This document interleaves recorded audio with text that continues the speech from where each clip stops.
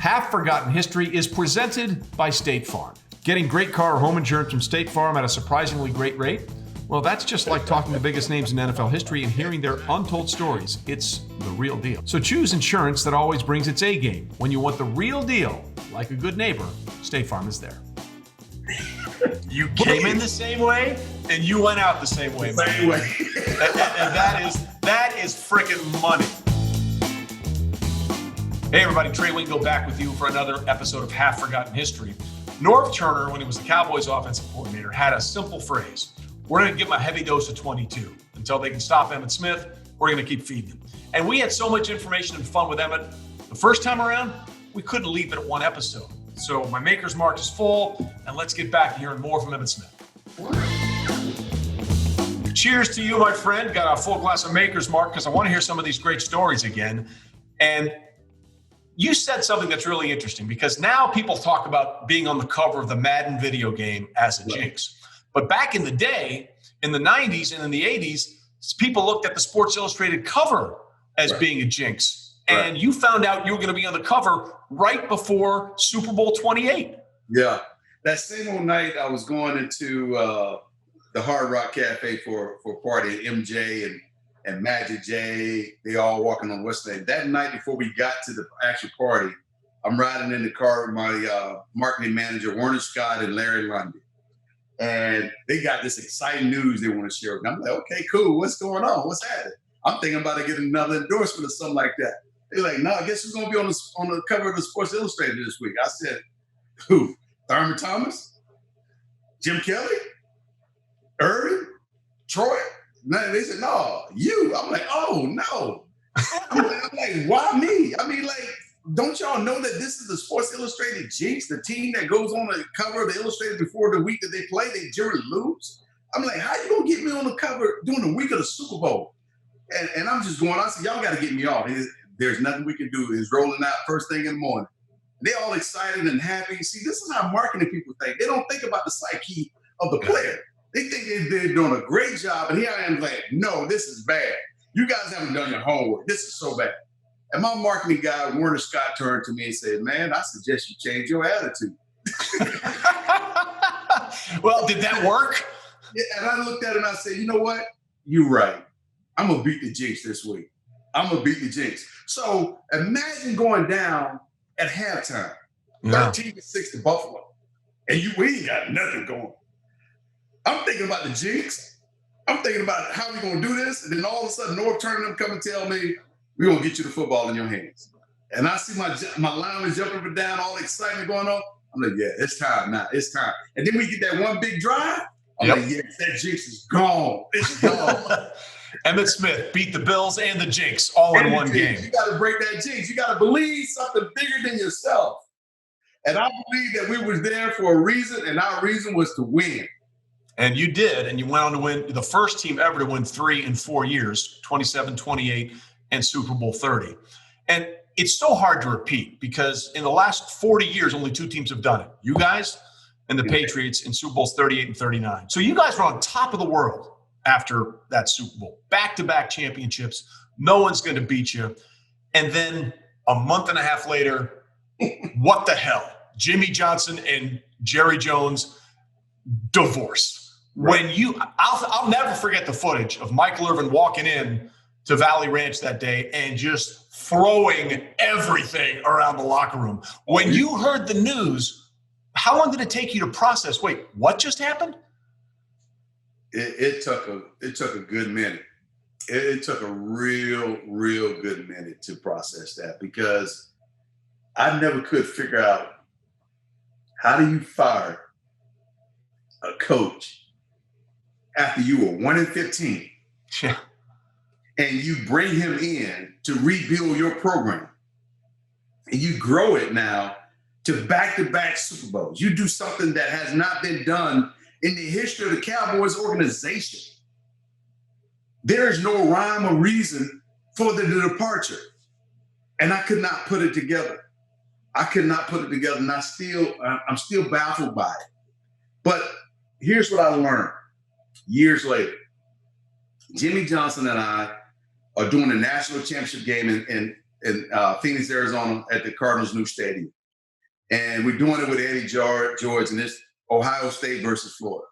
On the ride over, I got a chance to ask Jimmy, what in the world happened? And you know what he shared with me? And he shared with me, he said, Jerry didn't really fire me. He said, I was on my way out. I was burnt out. I had enough of being the bad guy. Right. When everything went wrong with the team, I had to be the bad guy. I had to step in. And the reason why I stepped in, because I wanted my players to have a good, solid relationship with their coaches. And I had to be the hammer. And I got tired of being the hammer. And I was planning on leaving anyway because we had won back-to-back. And I don't stay places long. And so when he shared it that way, I had a totally different perspective on it. Going through it, it was inconceivable. It was impossible. And then not only was it impossible that it happened, but then who you bring in. Because in every way, Barry Switzer, God bless him, love him, awesome, is pretty much the polar opposite of how Jimmy Johnson runs his business. Complete polar opposite. But here's the thing. And this is why I say football is a great metaphor for life, because it teaches you so many different things. In this particular case, you're right. We had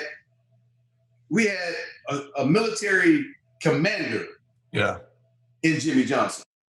In Barry Switzer, we had not a commander, but we had a guy that believed that we were grown men.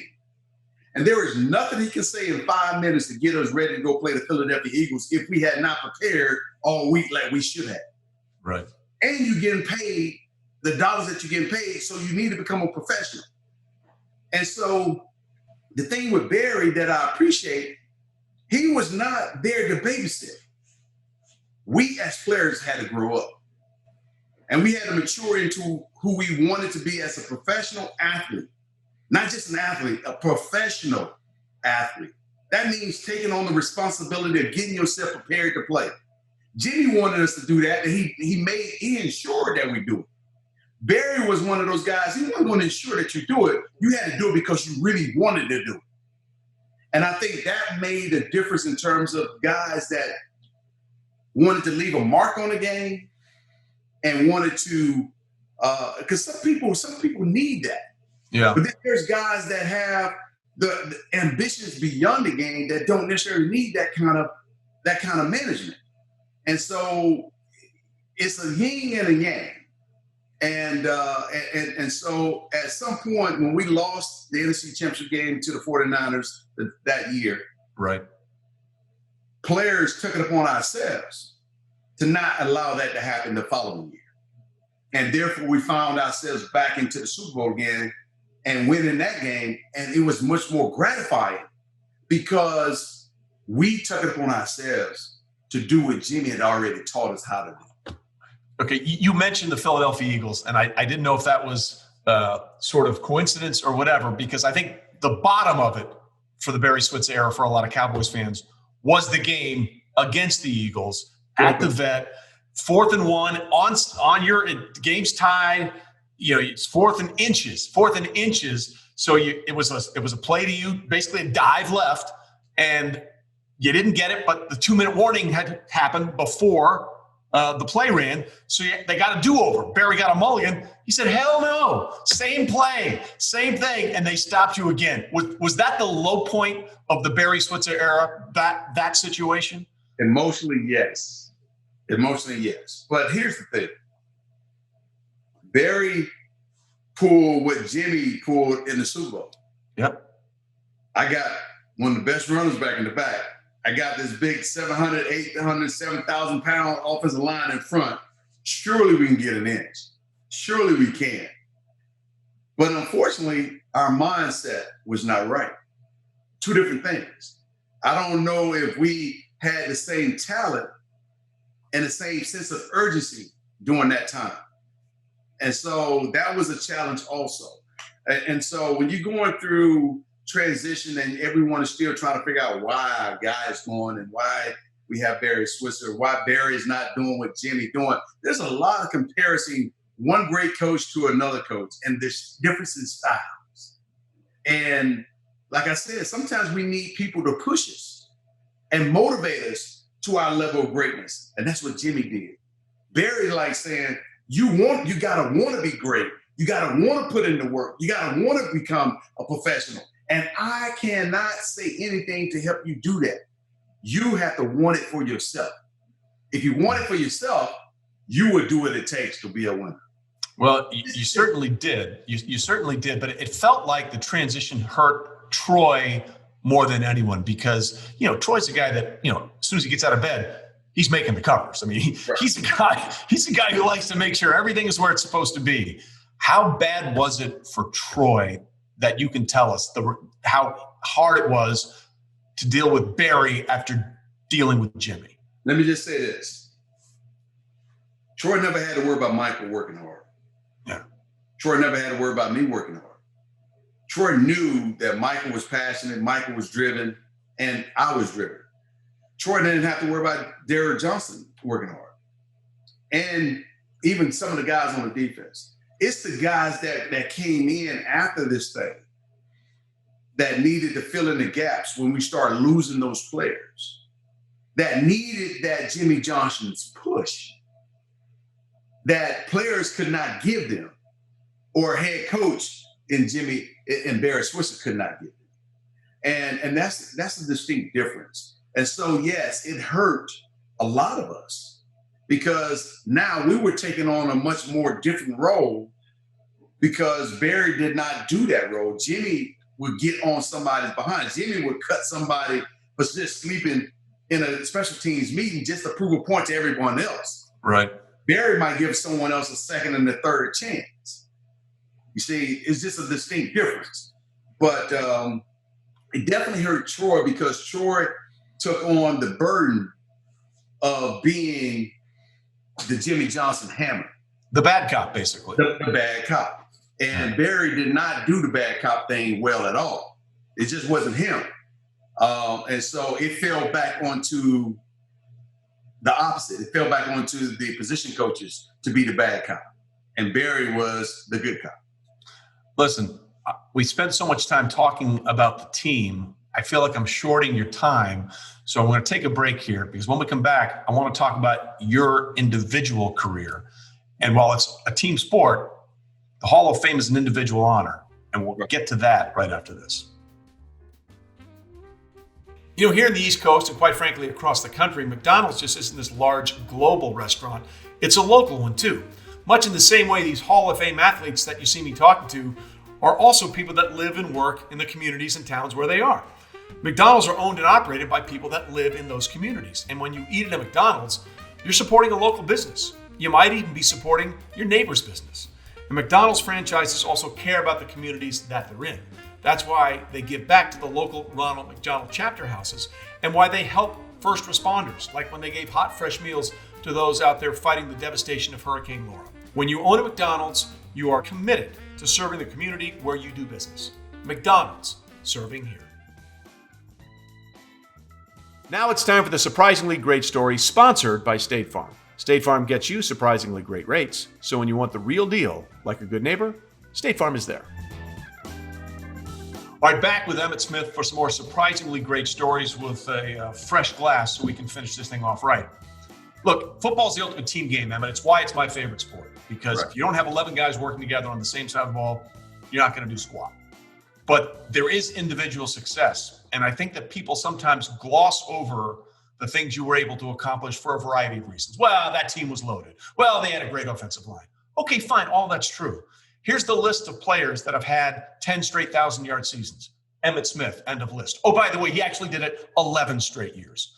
As a competitor, as an individual, how much were you driven by those things as much as being a champion?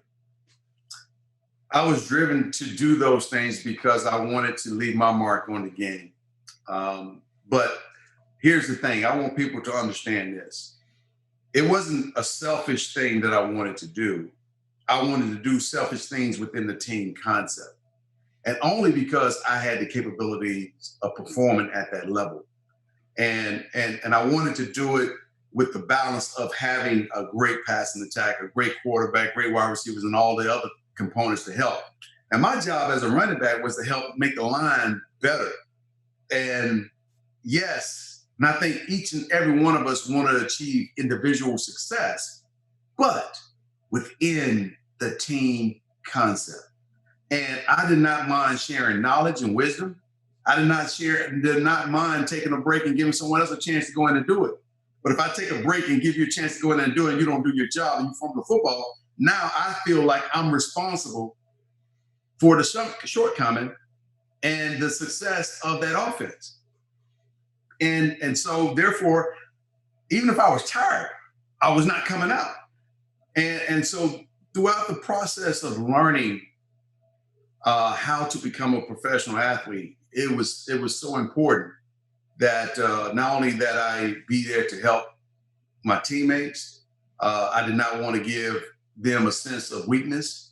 I wanted them always to have confidence that they can rely on me as a running back. And they did, and you carried them a long way along those lines to team success. But the individual honor came on October 28, 2002 against Seattle. A lot of people thought Walter Payton's record would never be broken. 11-yard run against Seattle. By the way, Seattle was chirping. I remember watching that game. Ain't going to happen today. I was like, it's happening today. And you break out for an 11-yard run, and that was it. They stopped the game. What was that moment like? It was a surreal moment. It really was, because, you know, I didn't know what to do or how to respond, because it's in the middle of a football game. Yeah.